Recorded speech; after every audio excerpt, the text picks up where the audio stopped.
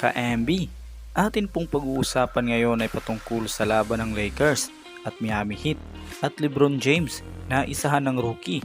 Pero bago ang lahat, kung bago ka pa lang sa aking YouTube channel ay huwag nyo nang kalimutang mag-subscribe at pakipindot na din ang notification bell para mas updated kayo sa mga bago kong video. Jaime Jackson Jr. hindi nagpahuli sa Lakers, pinagpag lang ang depensa ni LeBron James at inagawan pa ito ng bola. Umpisa ng laro, hindi pa rin nakakalaro itong si Jimmy Butler. Unang score ng Lakers, gandang pasa ni Austin Reeves kay LeBron James ilalim. Pinasabay ang rookie na si Jaime Jackson Jr. Easy 2 points. Noong nakaraan lang ay 4 na Hall of Famer ang nakalaban nitong si Jackson Jr. Dito sa fast break na ito ay tila kinakabahan pa itong si Jackson Jr. na palingon habang nasa likod itong si LeBron James. Nagmintis tuloy ang layup. Dito sa play na to ay naghalimaw na itong si LeBron James. Pinasabay ang 4 na players ng Miami. Kinuyog ng husto itong si LeBron James. Kontrolado pa rin ng Miami ang laban. Kyle Lowry for 3 points. Daming turnover ng Lakers. Nauwi na naman sa score ng Miami. Tyler Hero for 3. Na-foul patuloy dito si LeBron James. Hindi makapaniwala sa tinawag ng referee. Dito naman sa play na to, unang score ng rookie. Alley-oop dunks mula kay Kyle Lowry.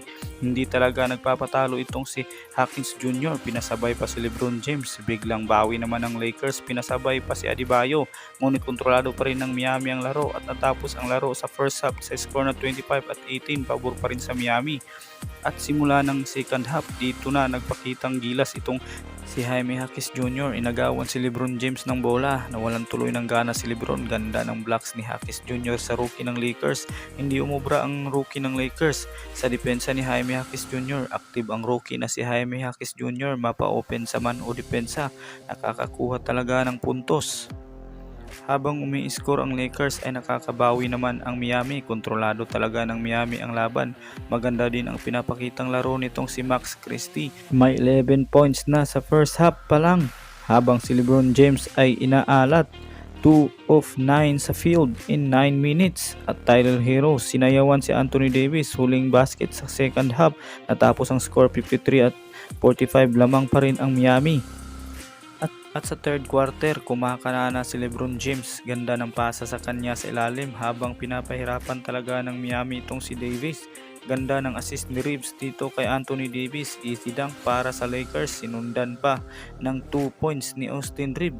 At pasa ni Anthony Davis kay LeBron James sa ilalim. Kumakanana ng 3 points itong si Jackson Jr. Grabe talaga ang pinapakita ng rookie na to. At sa play na to, naghalimaw na itong si Max Christie. Pinasabay si Bam Adebayo, super slam dunk para sa Lakers. 5 na lang ang kailangang habulin ng Lakers, 72-67. At sa fourth quarter, kahit anong gawing opensa ng Lakers ay hindi pa rin nila mahabol-habol ang Miami. Na-hype na tuloy si AD sa dunk na ito. Pero kahit anong score ng Lakers ay sumasagot naman ang Miami. Nag-init pa itong si Duncan Robinson, back-to-back 3-pointers. Umiscore pa sa crunch time itong si Jackson Jr. Pinanis lang ang depensa ni LeBron James. Nananatili lang sa double digit ang lamang ng Miami. Hindi na nahabol-habol ng Lakers ang Miami. Nagtapos ang score sa 96-110. Hanggang dito na lamang po ang ating video at i-comment nyo lang inyong reaksyon sa video ito. And this is it, MB Sports TV.